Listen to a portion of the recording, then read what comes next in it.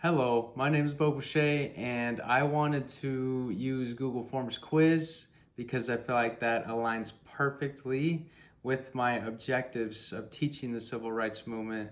The formative assessment plan for that is to build students' knowledge with primary and secondary sources that are linked to the civil rights movement.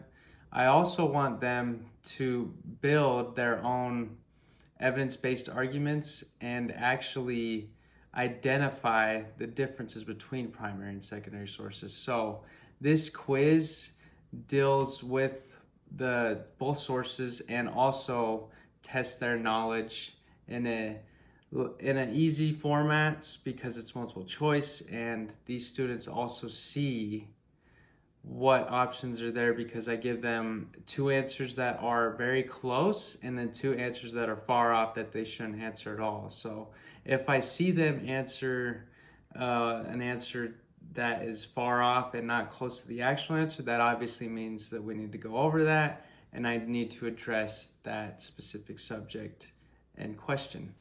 The multiple choice questions provide instant feedback so students can see their misconceptions or what they thought was right, why it's actually wrong. Then for the last two questions, they're both long replies. One is on the March on Washington. They got to provide two sources in regards to it, one primary, one secondary. So they're doing a little bit more deeper digging. So that is asking a little bit more from them, but it's gauging their level of understanding, which is what we need what I need to see as their instructor.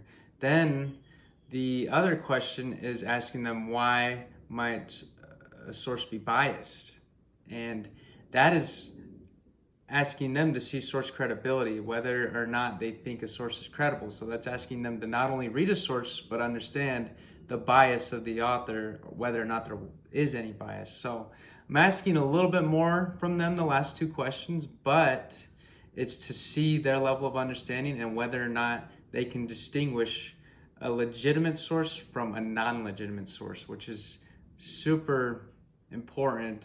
Then the very last question is a self-reflection question about their confidence, whether they are not confident or confident on a scale of 1 to 5 with what we are learning currently in history. This, if done every week, I can see whether or not they are confident with what they're learning, and I can adjust my instruction accordingly. Obviously, based off of these results, I would be able to tell what students can handle a deeper analysis versus the ones that cannot. I'd have to go over the bias of sources if students aren't able to identify biased sources. I'm gonna have to go over source credibility and probably touch upon that, and we could go off of that and build their understanding so they can actually understand the differences between a legitimate source and non-legitimate source.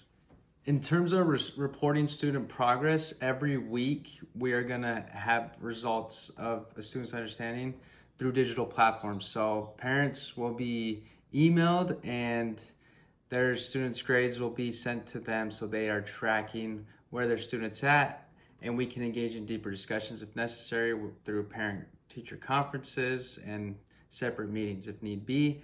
Also, the assessment grades are confidential. Only the student and myself will know their grades to keep it fair and square. But this builds a classroom of trust and one where we are focusing on growth over grades. In conclusion, this formative assessment supports data-driven instruction, real-time feedback, and supports fair communication. Thank you for listening. I appreciate your time.